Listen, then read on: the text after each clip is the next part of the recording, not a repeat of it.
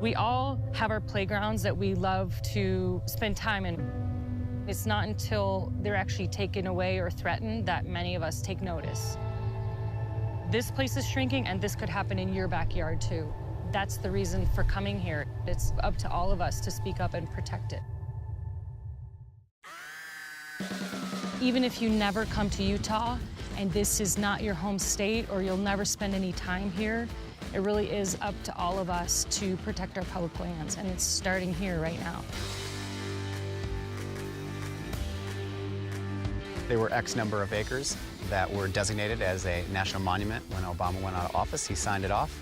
The Trump administration went straight to looking at it and rescinding a large portion of what was recently designated. And in doing that, they also looked at Grand Staircase, Escalante.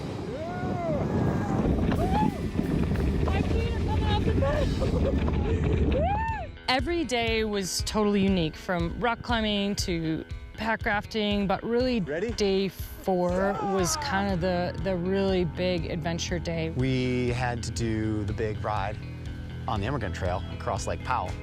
Oh, this is awesome! So we're basically a raft that we blow up, we have paddles that we put together, life jackets we put on, and you strap the bike to the front of the boat. We crossed right at sunset, which is perfect. It's typically more calm then, and it was nice. We were hoping we'd be there a little earlier, but everything took a little longer. But we're pretty close, and so we're like, we're just gonna push through and finish in the dark. It's not far, right? Doing awesome, man, come on. Freaking great. Little rock climbing in the dark, so it was good.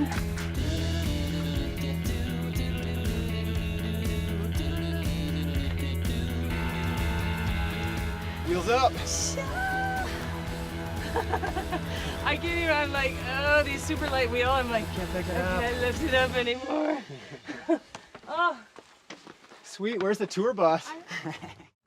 Edward Abbey is an author.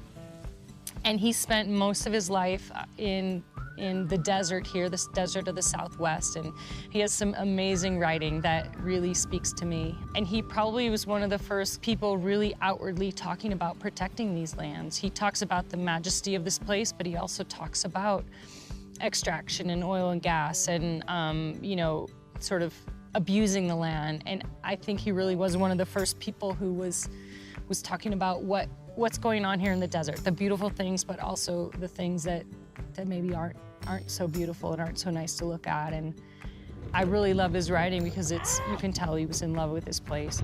It's catching the wind.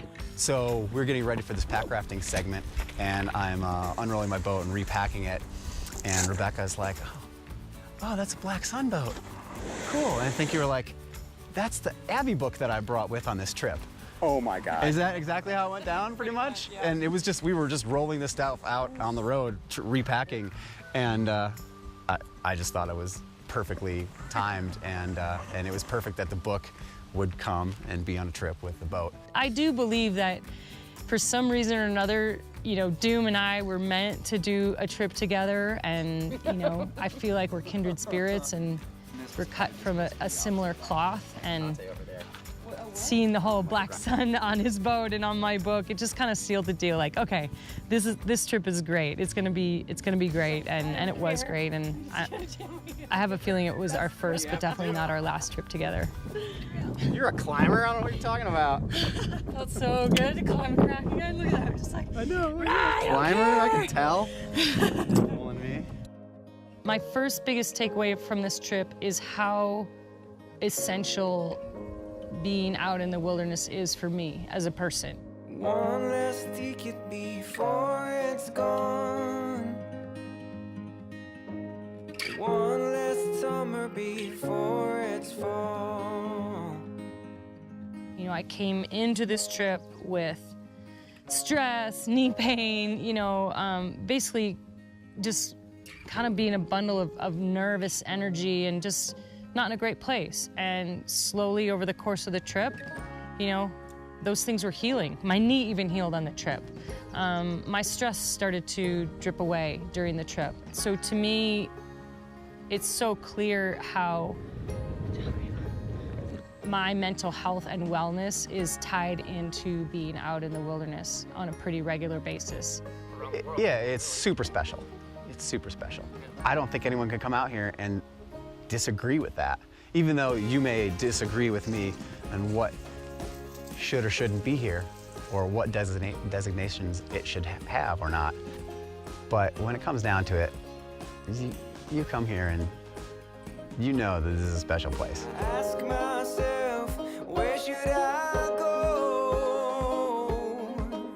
Did I do enough to feed my soul? My one big takeaway is that to continue to heal and be my best person, I need to spend time in nature. And the second part of that, the second takeaway is that I don't want to lose this. And it will personally affect me and my health and well-being, but it will personally affect so many other people who don't even yet know what this is about, what being in the wilderness is about. People who aren't even born yet, you know, we need to save and protect it, not just for us right now, but for everybody else later.